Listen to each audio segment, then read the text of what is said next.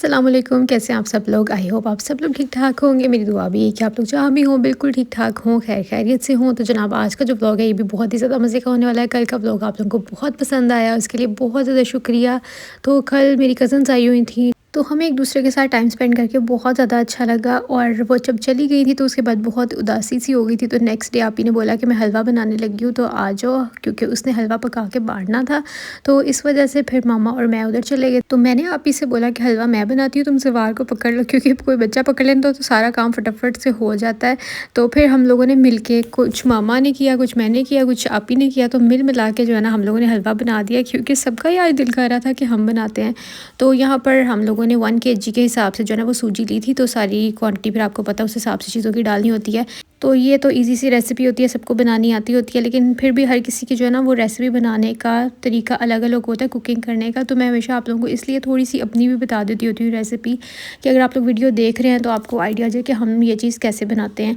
तो अगर सूजी जो है ना 1 kg है तो 1 kg ही इसके अंदर घी यूज़ होगा। इसी तरह 1 kg इसके अंदर चीनी जाएगी, और इसके अंदर पानी जो है ना वो 3 to 4 टाइम्स हम लोग ऐड करते हैं। मतलब अगर 1 kg सूजी हम लोगों ने यूज़ की है तो फिर 4 kg इसके अंदर पानी जाएगा। और हम लोग तो मतलब ज़्यादा क्वांटिटी में बना रहे थे बांटने के लिए, लेकिन वैसे तो हम अमूमी तौर पे घर पे 1 या 2 कप के हिसाब से बनाते हैं। तो फिर मेजरमेंट्स भी उस हिसाब से ही हो जाती है। मैंने आप लोगों को पहले भी शेयर किया हुआ है कि 1 कप सूजी हो, 1 कप घी हो, 1 कप चीनी हो, तो फिर 4 कप जो है ना पानी जाएगा। कभी कभी हम ऐसे भी बनाते हैं कि 2 कप पानी, और 2 कप पानी की जगह 2 कप हम दूध भी डाल लेते हैं, वो भी बहुत ही ज़्यादा मज़े का बनता है।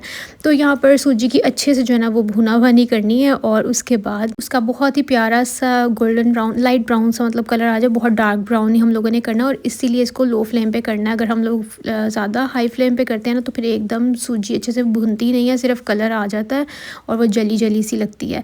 और उसके बाद यहाँ पे अलग से चाशनी हम लोगों ने बना ली थी। इसके अंदर मैंने आपको बताया ना कि कितना पानी हम लोगों ने यूज़ किया, उस हिसाब से हमने इसके अंदर चीनी, मेरी बहन थोड़ी सी ज़्यादा ही यूज़ करती है, मतलब उसने 1 kg से थोड़ी सी ऊपर डाली थी, कि वो फिर नान थोड़े नमकीन होते हैं तो उसके साथ हलवा मीठा मीठा अच्छा लगना चाहिए।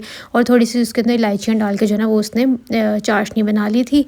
तो चाशनी के अंदर मैंने थोड़ा सा फूड कलर भी ऐड कर दिया था, क्योंकि उससे जो है ना वो हलवे का कलर बहुत ही ज़्यादा प्यारा प्यारा सा आ जाता है। और ये बाहर रख के इसलिए डालते हैं क्योंकि सूजी के अंदर जब पानी ऐड करते हैं ना तो उसके अंदर ऑलरेडी घी होता है, तो फिर वो बहुत ज़्यादा छींटे फेंकता है, तो उसकी वजह से किचन गंदा हो जाता है। तो इसलिए बेहतर है कि आप इसको किसी खुली जगह पर जाके डालें।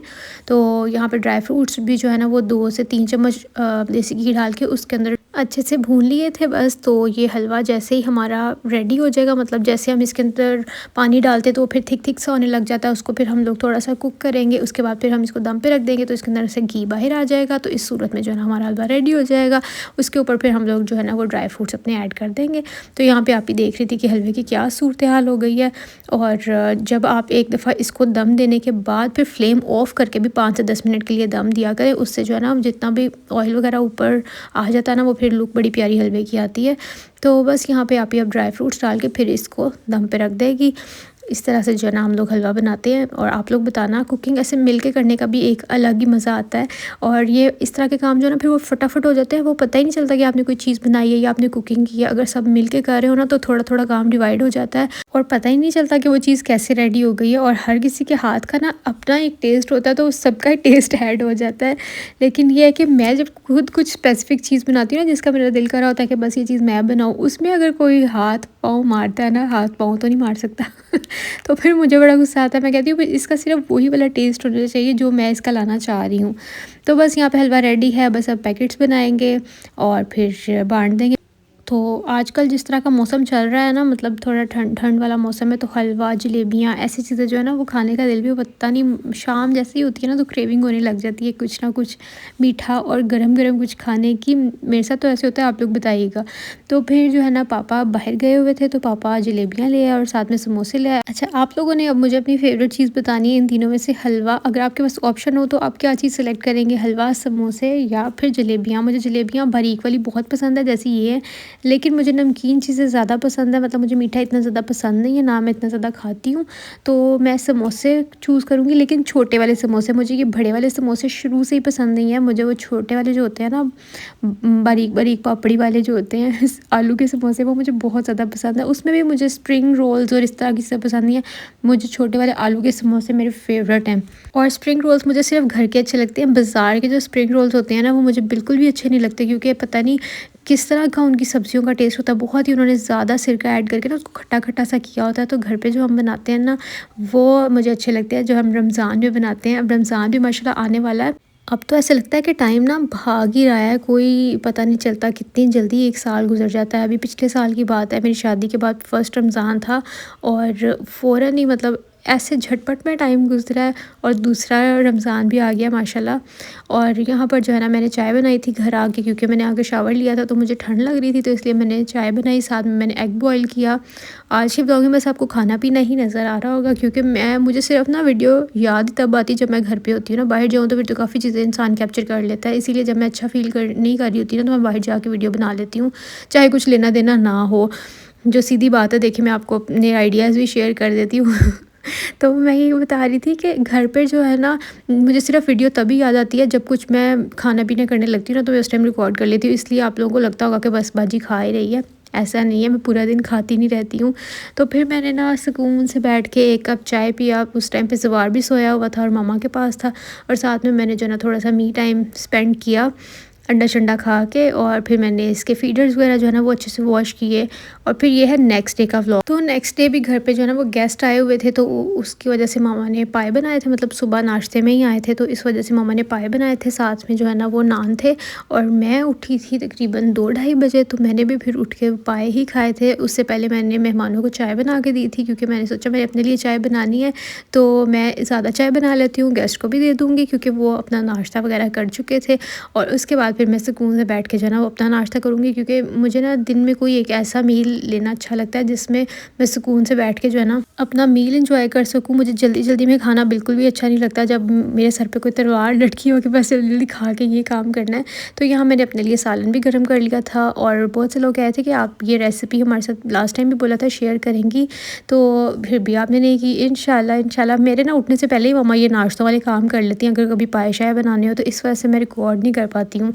तो फिर शाम को आए थे शदाब, तो फिर हम लोग बाहर गए थे, क्योंकि सवार के पैम्पर्स और ये सब चीज़ें लेनी थी। और फिर हम लोग शवरमा स्टॉप पे रुके थे, क्योंकि उन्होंने मुझे बोला तुम्हें शवरमा खिला देता हूँ, तो वो लिया थे, बस हमने पैक कराया था और घर आ गए थे, क्योंकि टाइम इतना नहीं था और ठंड भी बहुत ज़्यादा थी, इसलिए बेहतर है कि हम लोग घर पे ही चल के खाएं। और साथ में फ्राइज़ भी ली थी। तो आज का जो व्लॉग है ना, ये भी 2-3 दिन का मिक्सचर सा व्लॉग है, तो मैंने सोचा मैं आप लोगों के साथ शेयर कर देती हूँ जैसा भी बना है। और शवरमा स्टोव के शवरमा मुझे बहुत ऑथेंटिक लगते हैं और सही अरेबिक टेस्ट आता है। तो बस अभी खाना शाना खाऊंगी मैं रात का, क्योंकि सुबह मैंने 2 बजे से पाए के साथ रोटी खाई हुई थी, उसके बाद मैं भूल ही गई पूरा दिन कि मैंने कुछ खाना है। रात को 9 बजे फिर जब हम लोग बाहर गए ना, तो अब मुझे याद आया। तो ये है, उससे नेक्स्ट डे मामा ने बनाए थे वेजिटेबल राइस, बहुत ही ज़्यादा मज़े के। और बस मामा कह रही थी कि इसको दम पे मैंने रखा हुआ है, तो एक बार हिला दो चावलों को। उसके बाद फिर मैंने कुछ ज़वार के काम करने थे, मामा को मैंने कहा कि आप इसको पकड़े, मैं जल्दी जल्दी इसके काम कर लेती, क्योंकि इसका पानी जो है ना वो भी बॉयल करने वाला था, साथ में जो है वो क्या करना था। और हाँ, फीडर्स वगैरह मैंने वॉश करने थे। अच्छा, मुझे ना किसी ने कमेंट किया था कि आप सौंफ और इलायची वाला पानी ज़वार को नहीं दिया करें, क्योंकि जो फ्रेगरेंस है वो अच्छी नहीं होती है उसकी, इलायची की, बच्चों के लिए। तो मुझे बताइएगा, कुछ लोग कहते हैं देना चाहिए, कुछ लोग नहीं, मतलब हर चीज़ के बारे में ना बहुत ही मिक्स्ड से वो रिव्यूज़ आ जाते हैं, तो फिर मैं कंफ्यूज हो जाती हूँ। क्योंकि मैं इसलिए आप लोगों से पूछती हूँ कि ज़्यादा एक्सपीरियंस जो मम्मीज़ हैं वो मुझे कमेंट में बताएं कि क्या करना चाहिए और क्या नहीं। ज़्यादातर तो जो है ना मैं सिंपल ही बॉयल करके पानी ऐड कर देती हूँ बॉटल में, क्योंकि ज़वार को कॉलिक का भी इशू है। तो इस वजह से मुझे किसी ने सजेस्ट किया था कि आप जो है ना वो थोड़ी सी सौंफ और 1 आध इलायची ऐड कर दिया करें पानी में, तब से फिर मैं वैसे करने लग गई। तो अब मुझे किसी का कमेंट मैंने देखा था, बाकी आप लोग बताइएगा। मुझे तो ना बहुत ज़्यादा कन्फ्यूजन हो जाती जब मैं कोई ऐसी चीज़ देख लेती हूँ, इसलिए मैंने फिर अब 2-3 दिन से मैं ऐड नहीं कर रही हूँ। वो कॉलिक इशू है ना इसको ज़वार को, इसलिए फिर मैं कर देती थी। तो यहाँ पर मैंने अच्छे से जो है ना फीडर्स को पहले वॉश कर लिया। अच्छा, आप लोगों को लग रहा होगा कि मैंने टैप बंद नहीं किया था, खुला ही रखा था, क्योंकि आपको पता है थोड़ा सा गर्म पानी आने में जो है ना वो टाइम लगता है, इसीलिए। वरना मुझे पता है कि पानी ज़ाया नहीं करते, मैंने बहुत कम इसलिए टैप ओपन रखा हुआ था ताकि गर्म पानी आ जाए। आजकल तो पानी भी इतना ज़्यादा मतलब फ्रीजिंग पानी होता है ना कि जिसकी कोई हद नहीं है। हाथों के ज़रिए जो है ना वो ठंड दिमाग को चढ़ रही होती है, बहुत ही ज़्यादा ठंडा पानी आ रहा है आजकल। तो जब तक गीज़र का पानी ना आ जाए तब तक वो हाथ ऐसे लगते हैं कि बर्फ़ में लग गए हैं बस, इसीलिए थोड़ा सा ना गीज़र के पानी आने में टाइम लगता है, मतलब गर्म गर्म पानी निकलने में।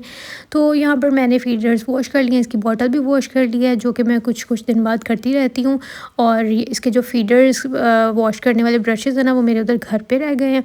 तो फिर मैं अच्छे से इसको ना स्पंजेस के साथ ही क्लीन कर लेती हूँ।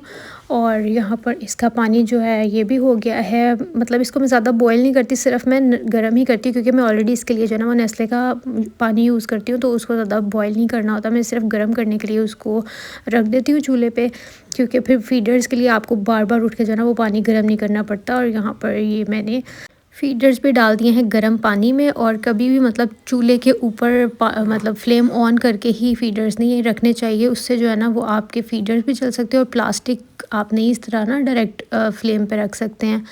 तो इसलिए हमेशा उतार के गर्म पानी में फिर मैं उसके अंदर फीडर्स जो है ना वो डालती हूँ थोड़ी देर के लिए, ताकि अच्छे से जो है ना वो जर्म फ्री हो जाए। और इसके लिए जो है ना बाद में आप उसको थोड़ी देर फ्रिज में रख सकते हैं फीडर्स को, तो फिर अच्छे से जो है ना आपके स्टेरलाइज़ हो जाते हैं एक तरह से फीडर्स। तो बस यहाँ पे हो गया है मेरा काम और वीडियो भी मेरी यहीं पे एंड हो रही है। अब जवार भी उठ गया, बड़ी मुश्किल से मैंने वॉइस ओवर किया। आई होप आप लोगों को अच्छा लगा होगा व्लॉग। अच्छा लगा तो लाइक शेयर सब्सक्राइब ज़रूर करिएगा। मैं आप लोगों से मिलूँगी कल, तब तक अपना ख्याल रखिएगा, मुझे दुआ में याद रखिएगा। और आ जाएँ, खाना बहुत मज़े का बना था, वेजिटेबल राइस मुझे वैसे ही बहुत ज़्यादा पसंद है। अब मैं आपसे मिलती हूँ कल, तब तक अल्लाह हाफ़िज़, बाय बाय।